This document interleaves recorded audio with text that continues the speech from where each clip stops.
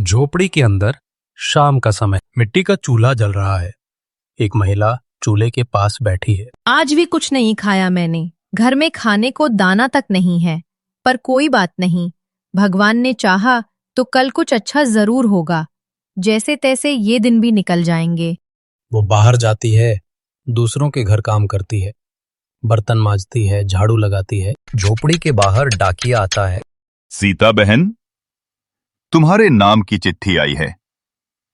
लगता है भगवान ने आज तुम्हारी सुन ली है। तुम्हारे पति रामू ने खत भेजा है। सीता कांपते हाथों से चिट्ठी खोलती है। हे भगवान, मेरे रामू कल घर लौट रहे हैं।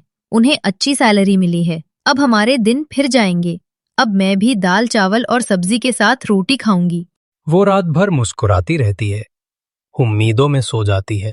अब मैं सीता को कभी कमी नहीं रहने दूंगा।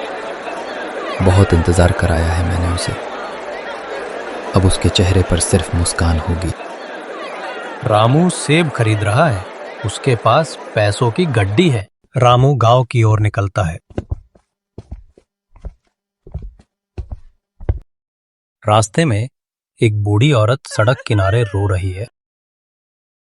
अम्मा, क्यों रो रही हो? क्या हुआ? बेटा, घर में खाने को कुछ नहीं है। मेरा लड़का शहर में काम करता है। बोला था तनख्वाह भेजेगा, पर अब तक नहीं भेजी। घर का खर्च कैसे चलेगा? दवाई कहाँ से आएगी? रामू कुछ पल सोचता है, फिर झुककर बैग से पैसे निकालता है। अम्मा, आपका बेटा मेरे साथ ही काम करता है। उसने अपनी तनख्वाह मुझे दी है। कहा कि अपनी माँ को दे देना। ये लीजिए आपके पैसे। वो पैसे देकर आगे बढ़ जाता है।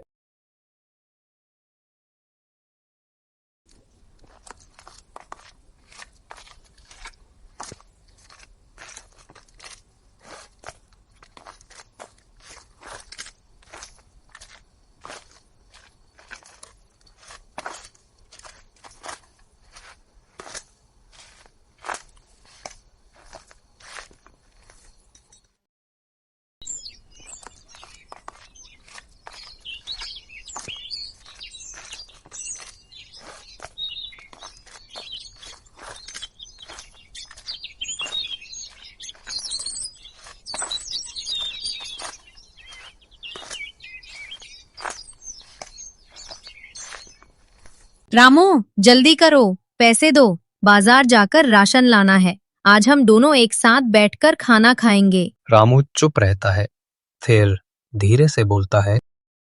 सीता, रास्ते में सिद्धार्थ की माँ मिली थी। बहुत परेशान थी। घर में कुछ नहीं था। मैंने सोचा मदद कर दूं, इसलिए मैंने सारे पैसे उन्हें दे दिए। सीता पहले चौंकती है, फिर धीरे धीरे मुस्कुराती है। रामू, तुमने भलाई की है। भले ही हमारे पास पैसे नहीं हैं, लेकिन तुम्हारा ये काम किसी भी धन से बड़ा है। मैं तुम्हारे साथ हूं। चलो सीता, आज इन सेबों को खाकर पेट भर लेते हैं। कल जो होगा देखा जाएगा। भगवान साफ दिल वाले को कभी भूखा नहीं रखता। रामू चुपचाप नटवर लाल के खेत में जाता है।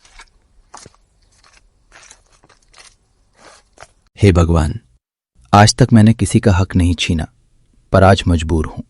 जैसे भगवान बोल रहे हो। रामू, तुम्हारा दिल सच्चा है। तुम भूख मिटाने के लिए ले रहे हो, लालच के लिए नहीं। ये चोरी नहीं, परिवार की सेवा है। जितना चाहिए उतना ले लो मेरे बच्चे। रामू की आंखों में आंसू भर आते हैं। चूल्हे पर हांडी में आलू उबल रहे हैं। देखो रामू, आज हमारे पास खाने को है। भगवान ने हमारी सुन ली। दोनों नमक के साथ आलू खाते हैं और मुस्कुराते हैं। बाबा, रामू चोरी करने नहीं गया था, मजबूरी में था। उसने सिर्फ परिवार के लिए आलू लिए। तूने सही किया बेटा। इंसान की पहचान उसके कर्मों से होती है। हमें उसकी मदद करनी चाहिए। दोनों फल और सब्जियां टोकरी में भरकर रामू के घर जाते हैं। रामू झोपड़ी के बाहर बैठा है। नटवर लाल और पवन आते हैं। नटवर लाल जी, मुझसे गलती हो गई। आप चाहें तो सजा दे सकते हैं। अरे नहीं रे रामू, तूने कोई गलती नहीं की। मुसीबत के वक्त अगर पड़ोसी काम ना आए तो इंसानियत का मतलब ही क्या रह जाएगा। ये लो, फल सब्जियां रख लो। उसी वक्त सिद्धार्थ की माँ वहां आती है। रामू बेटा, तुम्हारी वजह से मेरे पति का इलाज बच गया। तुम हमारे लिए भगवान बनकर आए। सिद्धार्थ आता है। पर माँ, मैंने तो रामू भैया को अपनी तनख्वाह नहीं दी थी, फिर उन्होंने तुम्हें पैसे कहां से दिए? सबकी निगाहें रामू पर। मैंने अपने पैसे दिए थे बेटा, किसी की मदद करने से बढ़कर कोई खुशी नहीं। सिद्धार्थ की आंखें नम हो जाती हैं। वो पैसे लौटाता है। रामू भैया, नेकी कभी व्यर्थ नहीं जाती। आपने भलाई की, भगवान ने आपको लौटाई।